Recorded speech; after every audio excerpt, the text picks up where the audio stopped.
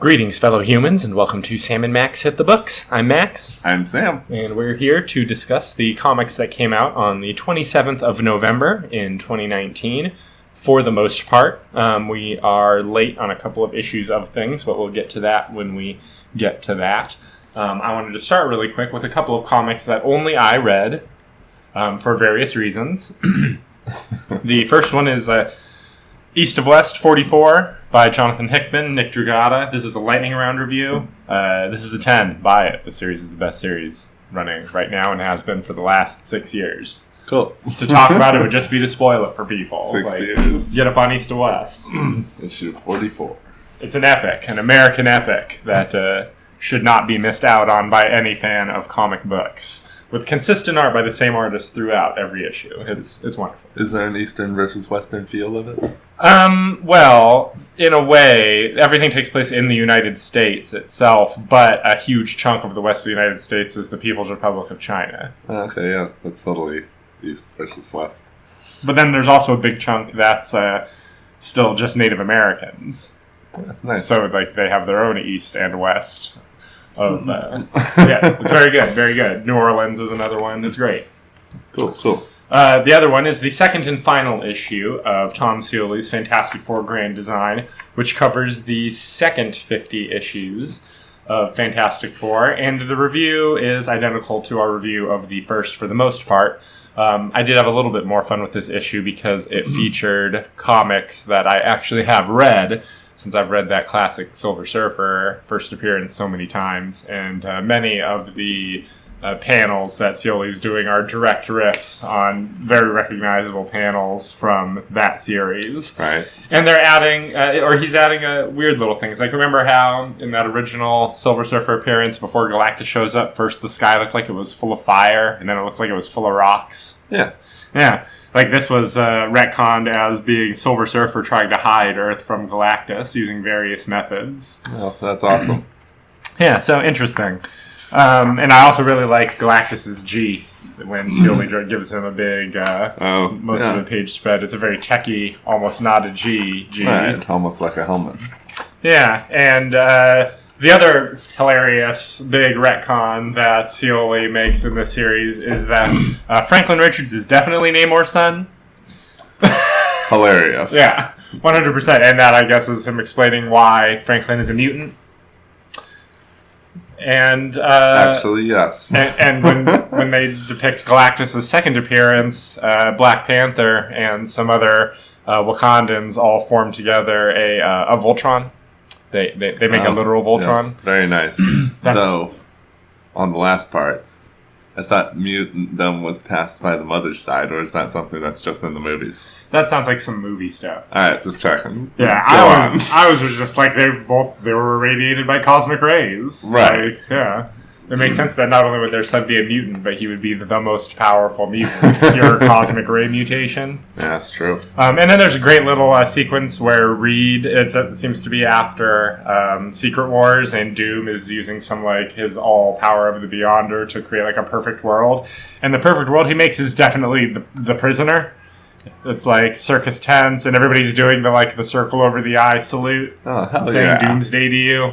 And then, just having the first panel of it be Reed Richards working on a bicycle, to me, made it very The Prisoner. Oh, yeah. Very cool. So, Love yeah. The Prisoner. It's more of that. It's fine. It's good. It was entertaining enough. I'm giving it a 7. Awesome. So now we're getting into things that we both read, starting with issue 3 of Transformers Galaxies. That is by, Tyler Blazinski, and Livio Ramondelli. Yeah, this issue really made me feel bad for the Constructicons, because it turns out the big twist is that they didn't really do something that bad. Well, they punched the building that they had built. I mean, it doesn't seem like that much of a crime. He never punched the ground and made a big impression to explain that giant ground impact punch remainder we saw. That is true. I'm Was very that on disappointed. Cybertron? Iconus? Maybe not, but have they been Devastator since? It seems like It they doesn't haven't. seem like they have because this really ties it all together of what happened in between them building up Iconus and them getting exiled to be Energon farmers where they've been starved as we see him punch a building. It's good stuff. We see the fear that comes from it. Ratchet, the fearmonger. Yeah, and they have an idea that they have to just not fight the other that's in there when they are a combined. Right, I kept waiting for them to transform back into Devastator and do that and go on a real rampage, and that's the reason why they get banned. But I guess that's just setting up for when they eventually do once again become Devastator. Right, which is going to happen. Next issue, I bet. Probably next issue.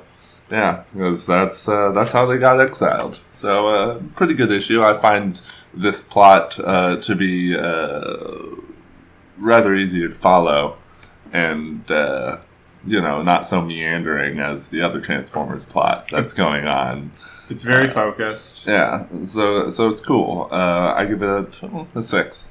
I think that it is also a 6, because I didn't like it quite as much as the other 2 issues of this book so far. I mean, it's cool to get the backstory fleshed out and have it be this one was a lot more focused. straightforward. Exactly, and I'm much more interested to get back to what's going on with Bombshell and the actual plot versus just like, oh, Wheeljack was really afraid of these guys. Yeah, true. All right, so let's move on to issue 20 of Venom by Donny Cates and Ivan Coelho. This is the very last part of Absolute Carnage. Yep.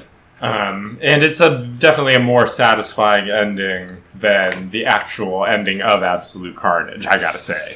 That's true. Well, Absolute Carnage, it's just like, oh, it's over. Right. We have no extra pages for any, recovery from anything. It's just gonna be this battle and boom. But it's cool that we get to see the Maker hanging out just with his gross brain all visible. Right, well, his helmet got broke. Just chilling. I can't believe he doesn't have a bunch on standby. It's true. It was interesting, this new retcon of the Venom symbiote has spawned because it magically knew whenever some sort of really bad thing was going to happen in the Marvel Universe. It senses cataclysmic events. Yeah, that's interesting that it's that keyed into things. Yeah, it is.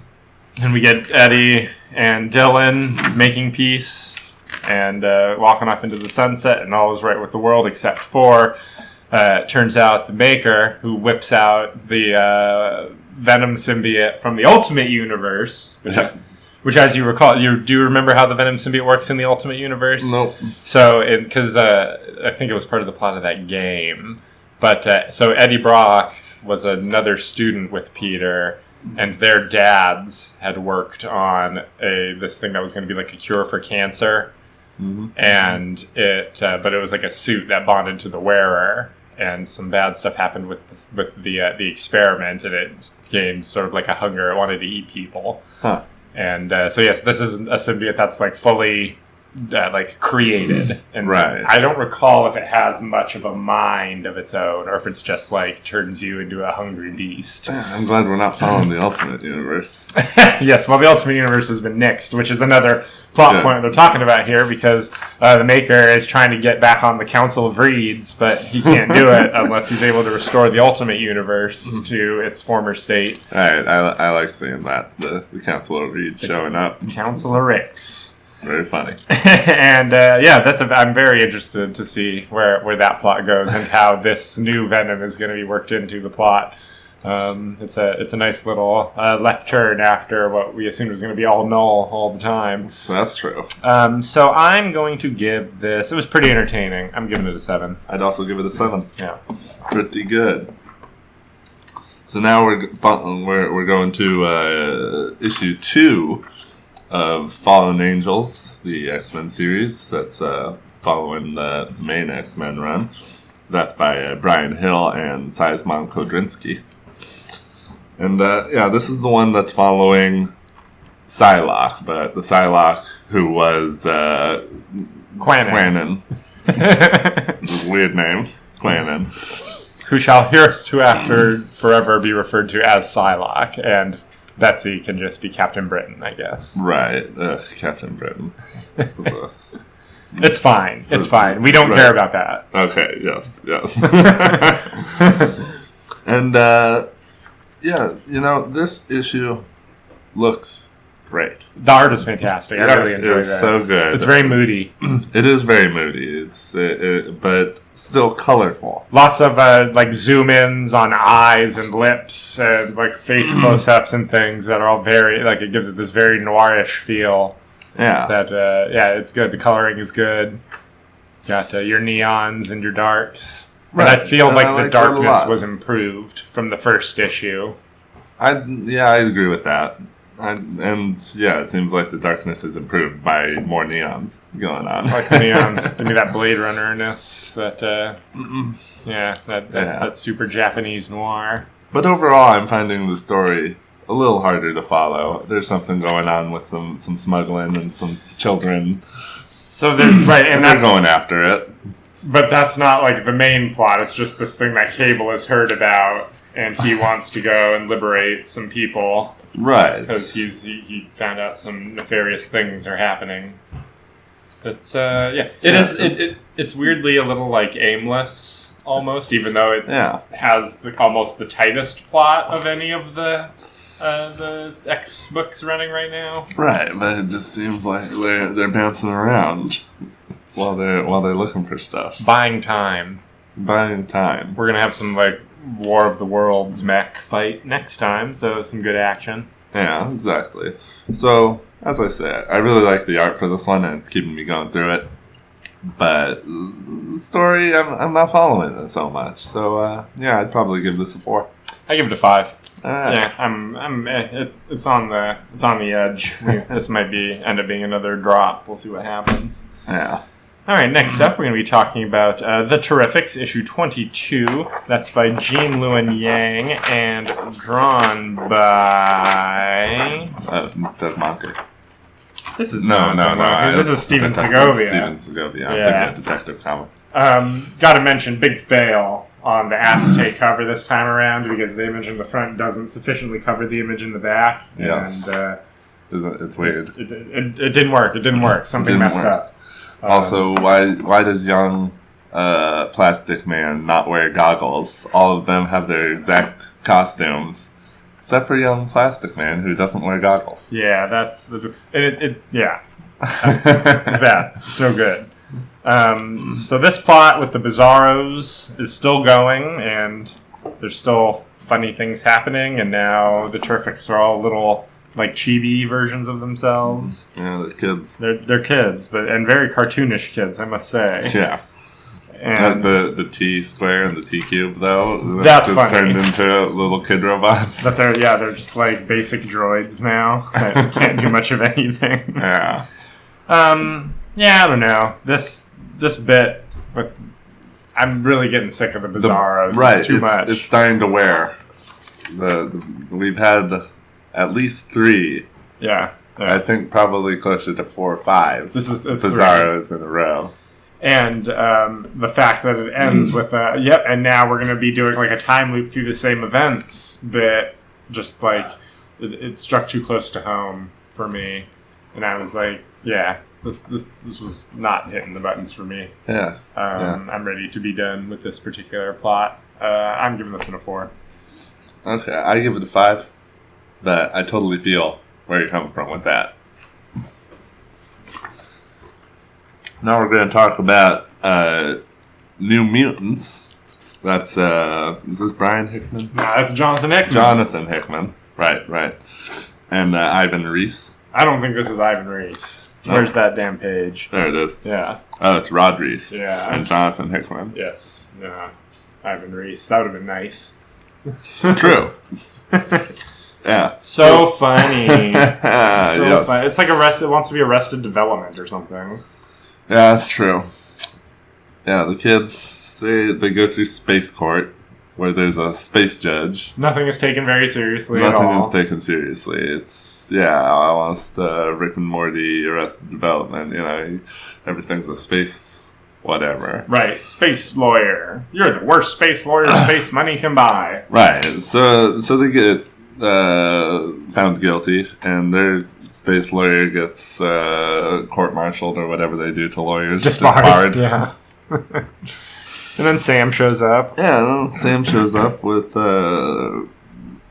who's that? Smasher, yes. Smasher from the Shire Imperial Guard. You know, saves them. They get pardoned. They get recruited into the Shire because she gets a mission. Right, they get recruited. Everybody's having lots of laughs and drinking their space drinks. Right, they're being juvenile. Now, you know what I do like, though? Fucking Guardian showing up. Give me some more of this. Like, I want Jonathan Hickman writing the epic space opera. I don't want Jonathan Hickman writing, like, the boop-be-doo adventures of Tony Stark Jr. and, like, all his money and friends. Yep, that is the problem that's going on with this. Man, fucking Sunspot is annoying as hell. Yes, he is. Like, I love Hickman so much. Stuck up. I want to assume that we're supposed to not like him. But I don't know, man. I don't know. I think you're going to be writing this one for the kids. Yeah, exactly. That's how it feels. And, you know, so it's okay. Yeah. For what it is. For what it is. It's doing what it set out to do, I guess. Yeah, I suppose so. But I'd still only give it a 4. Yeah, I think 4 is right. So sad. I really wanted to like it. I know. Alright, next up we're going to be talking about both issues 2 and 3 of Bloodshot. That's by Tim Seeley, drawn by Brett Booth. And this comic is all action all the time, baby. It's Bloodshot versus these mercs, and they've done something to him that is destabilizing his ability to maintain his physical integrity, and it is gross and awesome. It is gross. He's like, he's just slipping apart until he can get himself focused, and now he knows how to undo it. And man, when they shoot him in the back with all those things, and he gets all the multiple arms, Bloodshot's a weird thing, man. He is a weird thing. They treat him as the most dangerous thing ever, and yes, he is. He is a one-man weapon of mass destruction. And I'm loving it. It's the dumbest shit in the world. Like, let's be honest. You know, it's all the classic comic tropes. Like, he was in a flaming crash, and then he busts up out of it, and he's got a Gatling gun, and he's blasting the guy away. Oh, yeah. But then he's got a heart. And so he can't leave the guy to die. And burn up. You can leave him to die, just not burn up. Right, not burn up horribly. Right, exactly. That's how he gets him. Yeah. So that's issue 2. And then issue 3 is Bloodshot has been captured thanks to their Psyot, which is the Valiant Universe version of Mutants. And he's... We're getting a little Bloodshot backstory a bit. We're seeing how he operated when he was part of Project Rising Spirit, when he thought he was experiencing like old war stories while doing new missions. Very, very Wolverine. Yeah. And now then this other guy shows up who's the Burned. Yeah. He's got this mask that's like a tree bark mask, and Bloodshot maybe is going to work with these guys. Maybe they're feeding him, making him go from skinny to huge. Right, that's I forgot that was one of Bloodshot's things, is that he has to eat just a shitload of raw protein all the time to rebuild his nanites. Makes sense. Mm-hmm. I like it. It's a good limiter for a character like that to have. Yeah. But this continues to be solid. I'm really enjoying this. One of the better books that Valiant's put out in a while. I'm going to collectively rate these issues a 7. I would rate the same, 7. Pretty good. Pretty good. Enjoying it. Yeah. We're going on now to issue 10 of Martian Manhunter. Martian Manhunter. No, you got. Oh yeah, no, that's just the cover. Martian Manhunter. You're right. Wow, I didn't notice they even took out the other M. That's funny. So it's Martian and Hunter. Yeah, that's Steve Orlando and Riley Rosmo. Yeah, good name retention. Oh, well, if I stick with it long enough. Oof, yeah, that's with this book, you're going to stick with it if you want to get anything out of it. It's true. This is an interesting episode because John and Mead go into John's mindscape, where his vision of his own homeland has been encased in the human depiction of Mars and Martians through old movies that he would watch after coming to Earth. Yeah, and it's interesting that that's like seems like a callback to my favorite Martian Manhunter scene, the New Frontier scene where he's watching TV and getting into it. Hell yeah. He's a fun guy. Yeah, his except in this, which it's a messed up place. He's crying a lot in this one. Not a lot of fun in this issue. It's true. Demons of his past and movie monsters are all ganging up on him in this one. With his family showing up. Right, the monsters are literal manifestations of the demons he needs to overcome, which, that's fine. Yeah, it's a thing. It's a trope. To have to go into your mind and overcome the demons. No, is it just me though? The first two demons got like names for like this is the demon of this, and this is the demon, and I feel like the third one that he fought we were never actually told what it was the demon of. Shame. Oh, did I just miss it? You just missed it. Oh, damn! Because it's the one that he has to embrace. Because you cannot defeat your shame.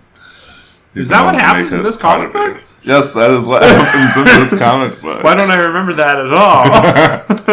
Yeah, because that's what Mead tells him, and then he comes up to his shame, and he just embraces it and lets it consume him and drown him, and then he wakes up in the real world a better man, though also deflated. Yeah, he's in his regular-ass Martian form. Yeah, that only his wife had seen before Mead here. But she tells him he looks like a hero, and then we get our required teaser of what's his name? Crom, Scream. Murg. Yes, well, he's making his part Martian, part human people in order to unfreeze themselves. Eventually, we'll get to that. And are these supposed to be part Martian people, or are they just like scary mercs he's hired?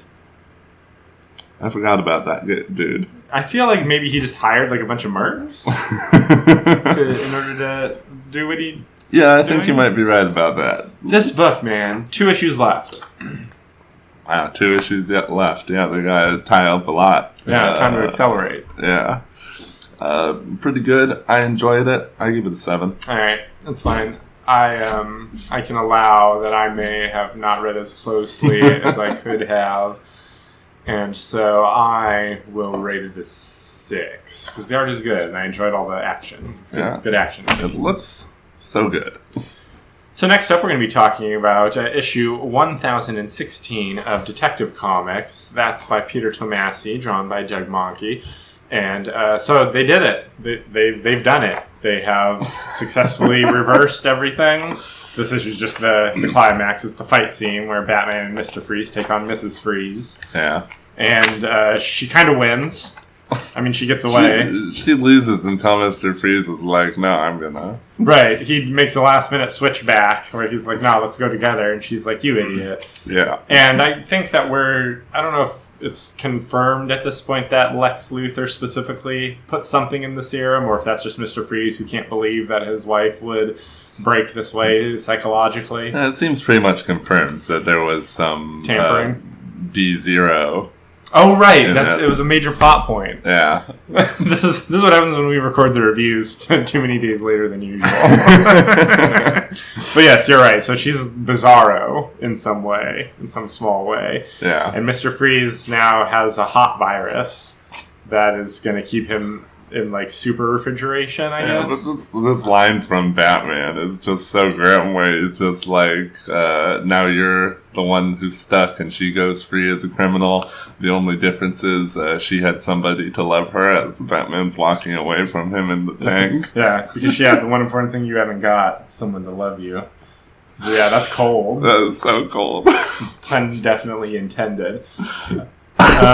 It's fine, pretty good issue. I like this arc. I'm interested to see where we're going next, but yeah, good stuff. And as far as comic book story arcs designed to replace a male version of a character with the female exact copy version, this was as well executed as you can do it. Right, exactly. It's like they really put the effort in. They've done so much with Mr. Freeze over the years, and really he only works in 1 or 2 kinds of stories, but Mrs. Freeze is kind of a wild card. Yeah. So I'm going to give it a 7. I would also give it a 7. Pretty good. Pretty good. Now we're going to move on to a new one. The Last God book 1 of the... What is that? Fellspire Chronicles. Yes, and that's by Philip Kennedy Johnson and Riccardo Federici. Yes, we're going to be doing issue 1 and 2 of this, because I missed out on issue 1, but I saw some pretty rave reviews online, so we decided to hop on this series, and I gotta say, not disappointed. It is crazy. It is pretty damn good. It's such a Bloodborne. It is definitely quite the Bloodborne.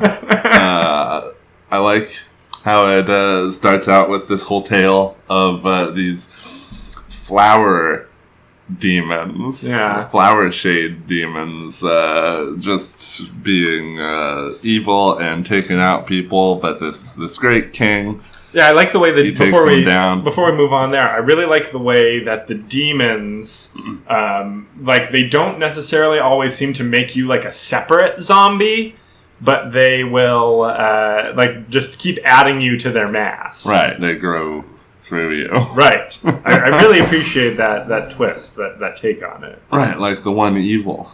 But luckily the king kills their god. Oh, supposedly. Wait, no, he doesn't, it turns out. But it goes away for a while. And they're able to reestablish their great kingdom and have slaves and make them fight in gladiator battles like they like to do. Yeah, the instant clue that, okay, things aren't that great.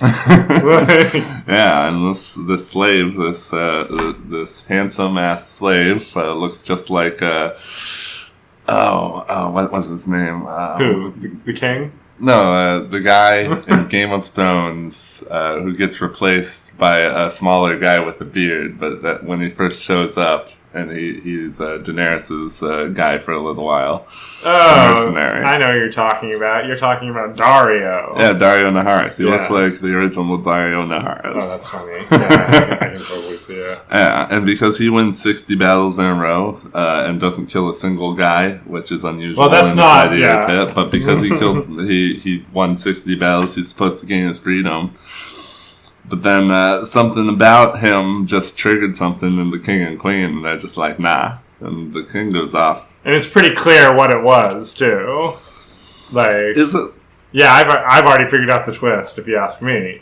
Because there's that one panel where the queen is, reminiscing about the king not actually being that good of a guy, and, holding him back from stabbing a baby in a crib. And this dude's definitely the son of Tyr.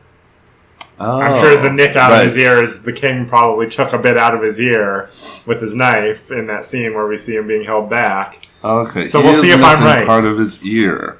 Okay, I noticed that, and I just thought it was his hair going over his ear. I'm telling you, man, I'm calling that twist. That's interesting, very, very much so. But not much time for worrying about that, because just then the flower demons show up again. And they take out almost everybody. Yeah, and it seems like there's weird dog things. Is this just a burned dog? This isn't a demon dog? Maybe it's just covered in blood? Yeah, I feel like this dog is a mongrel dog, just a regular old street dog that was feasting on some other dogs to stay alive. Right. Its own puppies. Yeah, which is gross. Yeah, well, it's a dog-eat-dog world they want to show us. Yeah, I guess so. And yeah, things are bad. There are some heroes who are trying to stand up to him. But the king himself is revealed on the last page of issue 1 to be now the big evil source of zombification. Right, it seemed to just spill out of him. Which pretty cool. That's the first issue of that, and the second issue. As they're on the run. These are other people. This is Tyr and all of them before killing. Right. I'm assuming that this is going to be the actual story of what happened, because everything we saw in the first issue, I'm sure, was just the myth. Oh, interesting. Yeah, I doubt that they actually had that epic battle. I bet it's just going to be this dirty, nasty swamp battle. Right. The real story of how the king didn't actually kill the god demon. Right, they mortgaged their future for stuff now, and I really hope that this doesn't end up being just a really ham-fisted, the boomers ruined the earth morality tale. Yeah, hopefully not. But there's cool magic going on. There's cool magic and demons going on all over the place. It's nice. Lots of vine stuff. It is the shade vine stuff. It's the bluest and orangest comic in history, though. That's true. There's no getting away from all the blue and the orange. But that's okay. They make it work. It's pretty entertaining. I'm hooked throughout the story as I'm reading it. There isn't really a slow spot at all. Right. There's a lot going on. So collectively, I would rate both of these as a 7. I'm going to give these an 8. Nice. Yeah. And we should mention that, weirdly, this is a DC Black Label title, further proving that DC has fucking no clue what it's doing with Black Label, and it means nothing. It's like a regular-sized comic. It has, like, a thicker cover, but, it's a normal comic. It's just a comic book. Like, why is this a Black Label comic, specifically? That's true.